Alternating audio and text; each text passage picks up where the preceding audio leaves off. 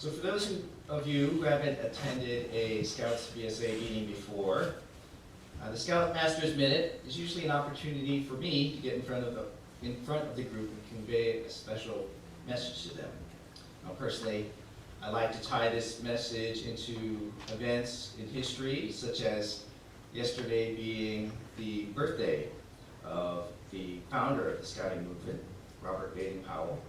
Or I'll talk about something related to the theme that the Scouts pick for that particular meeting. So in this case, earlier this week, Reverend Park shared with me the topic of today's sermon, which you can see in your bulletin is instructed to lead. So I decided to share with you a few things that we try to teach the youth within the Scouts BSA program about leadership, and then tell you what I'd like to call what I feel is the greatest leadership tip. Now in Scouts BSA, we have a class called Introduction to Leadership Skills for Troops. And in that course, we learn that effective leaders have to have more than one leadership style.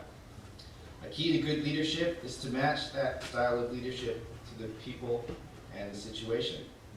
For example, a newly formed team that has high dependence on the leadership figure, so the leader in that case needs to be more direct, maybe even bossy.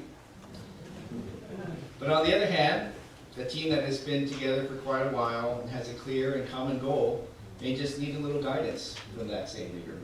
Being a boss in that situation cannot be good. And we go on to share a list of 15 tips for being a good leader, no matter the style or situation they're in. And I have the list here, and I'll just share a few of them with you. Number 3, be a good communicator.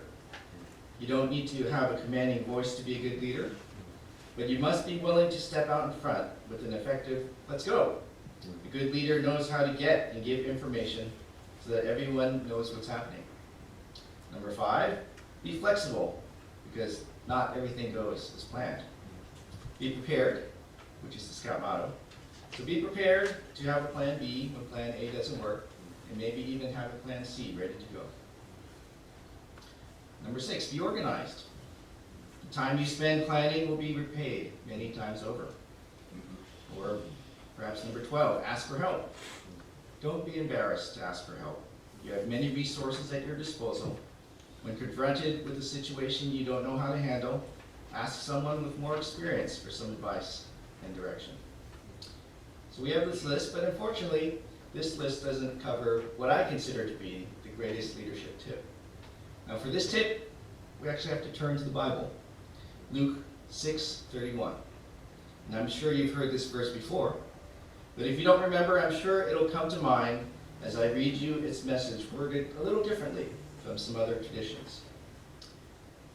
Confucius, the Chinese philosopher, said, "What you do not want done to yourself, do not do unto others."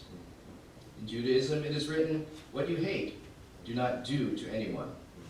And in Buddhism, "Hurt not others, that which pains thyself."